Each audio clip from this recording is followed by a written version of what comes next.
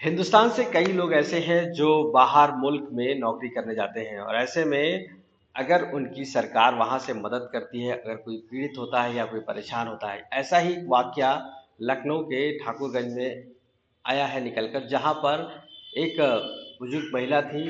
वो सऊदी अरब में काम करने गई थी और उसके बाद जब उनकी तबीयत खराब हुई, उनको परेशानी हुई, तो उसके बाद वहाँ की जो गवर्नमेंट है, वहाँ के जो लोग हैं, उन्होंने उनको एयरलिफ्ट करा के इंडिया लाया और इंडिया के लाने के साथ साथ उनका पूरा एक्सपेंस उठाया। यही नहीं, उस हॉस्पिटल में भी एडमिट कराया जहां वो चाहते थे। इसके साथ में जो इंडियन एम्बेसी है उसके अधिकारी यहाँ पर मौजूद साथ में आए, साथ में सऊदी की जो एम्बेसी के अधिकारी हैं वो भी यहाँ पर पहुंचे और उनके परिवारजन। हम बात करेंगे, हमारे साथ वो एम्बेसी के लोग भी मौजूद हैं और उनके परिवार के लोग भी मौजूद हैं। पहले हम आपको बता दें कि ये इंडियन एम्बेसी से, सर क्या नाम है आपका? सऊदी एम्बेसी से क्या नाम है आपका? मोहम्मद फारूक। मोहम्मद फारूक। ये पूरा जो वाकया हुआ है वो किस तरीके का वाकया हुआ है? इनके हस्बैंड वहाँ पर काफ़ी टाइम से काम करते थे। ये अपने हस्बैंड से फैमिली विजिट पे गई थी। वहाँ पर उनकी तबीयत ख़राब हुई। गवर्नमेंट हॉस्पिटल में इनको कसीम सिटी है सऊदी अरब की, वहाँ पर भर्ती कराया गया। काफ़ी 7-8 महीने से वहाँ पर भर्ती थी। लंग्स फेलियर हुआ। उसके बाद इन्होंने रिक्वेस्ट की थे इनको ट्रांसफ़र कराने के लिए हिंदुस्तान में। गवर्नमेंट से रिक्वेस्ट की, गवर्नमेंट ने अप्रूव किया।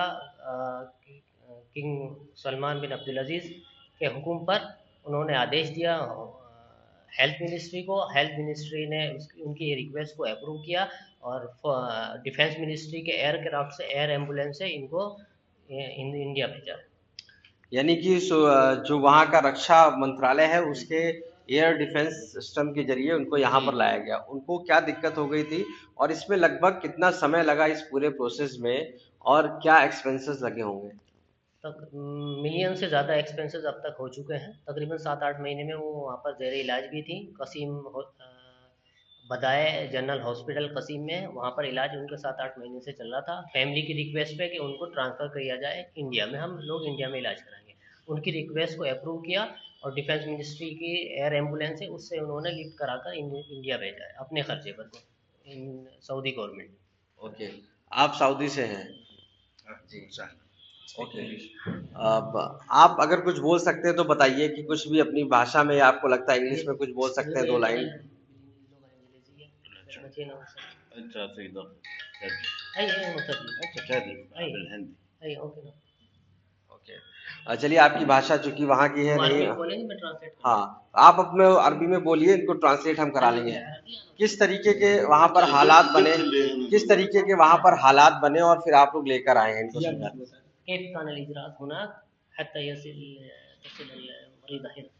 هي بتوجيهات كريمة من خادم الحرمين الشريفين الملك سلمان بن عبد العزيز حفظه الله، وبمتابعة من سعادة السفير صالح الحصيني سفير المملكة العربية السعودية لدى الجمهورية الهندية.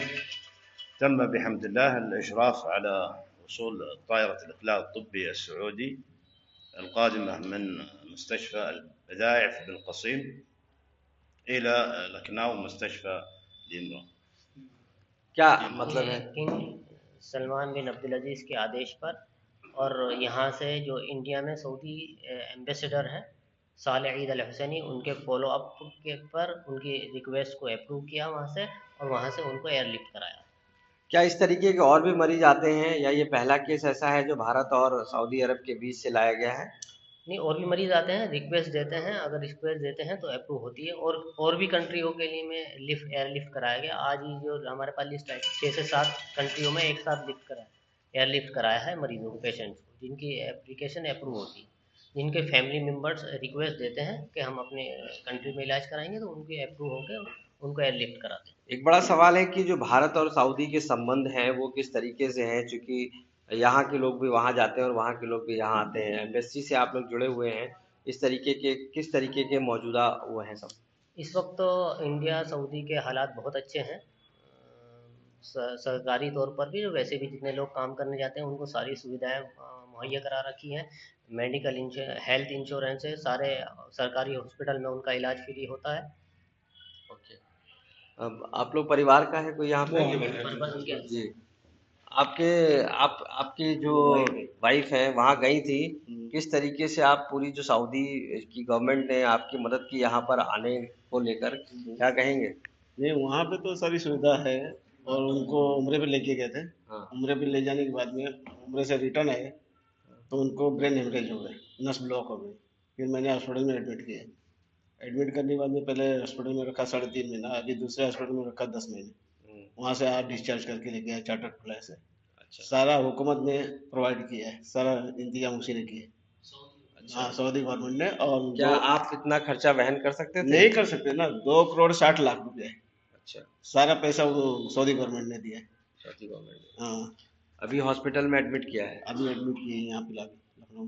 भारत और जो सऊदी के बीच के आपका जो तय हुआ रास्ता और जैसे आप आए हैं, क्या कहेंगे इसको लेकर? नहीं जो जो नहीं सुविधाएं जो बीच में मिली हैं दोनों गवर्नमेंट के नहीं नहीं उससे। नहीं, इंतजाम तो अच्छा है, दोनों के ताल्लुकात अच्छे हैं। ठीक है। और डॉक्टर साहब यहाँ पर उनसे पूछ लेते हैं। डॉक्टर साहब, डॉक्टर विकास मंदार हैं, ये एथलेटिक्स हैं हमारे हॉस्पिटल। आप बताइए क्या दिक्कत हुई थी इनको और ये जो आई स्टेज? अभी तो पेशेंट मेरे पास आया है, तो एक बार उसको भी फॉलो अप करके सब देखना पड़ेगा डिटेल्स में, जो ब्रेन हेमरेज है उसकी भी क्या कंडीशन है और होश में कितना है। अभी तो जो पेशेंट अभी एडमिट हुआ, तो अभी तो ज़्यादा उसके बारे में अभी नहीं कह पाएंगे, देख के आपको मोटा अगर माने तो क्या प्रॉब्लम है उनको? मोटा माने तो ये एक तो क्वाड्रिप्लीजिया है, मतलब उनके हाथ पैर जो है वो नस ब्लॉक होने की वजह से जो हेमरेज ब्रेन हेमरेज हुआ है। आपको लगता है कि जो एयरलिफ्ट कराया गया है वो कितना कारगर है, कितना सही रहा इतनी यहाँ तक लेकर आए? नहीं, काफ़ी कारगर है और बहुत जल्दी भी हो गया है, और काफ़ी मतलब वही एक ऑप्शन था वो कराने का। अच्छा, ओके, ठीक है। तो यहाँ पर देखिए साफ तौर से एयरलिफ्ट कराया गया सऊदी अरब से और उसके बाद यहाँ पर भारत लेकर आया गया और अब उनको हॉस्पिटल में एडमिट किया गया है। इस तरीके के केसेस दोनों गवर्नमेंट में होते आए हैं, लेकिन जिस तरीके से एयरलिफ्ट करा के इसको करोड़ों रुपए खर्च किए गए और यहाँ तक लेकर आया गया है, ऐसे में जो पीड़ित परिवार है वो भी मानता है कि काफ़ी ज़्यादा हुकूमत ने मदद की है और वो भी चाहते हैं कि इस तरीके के जो संबंध है वो दोनों देशों के बीच में बना रहे। जैसे आपने देखा भी कि उनके जो एम्बेसीज हैं वो खुद यहाँ हॉस्पिटल में मौजूद रहे हैं और जब तक उनको प्रॉपर एडमिट नहीं करा दिया है तब तक वो यहीं पर मौजूद हैं। लखनऊ से आशीष श्रीवास्तव, आज।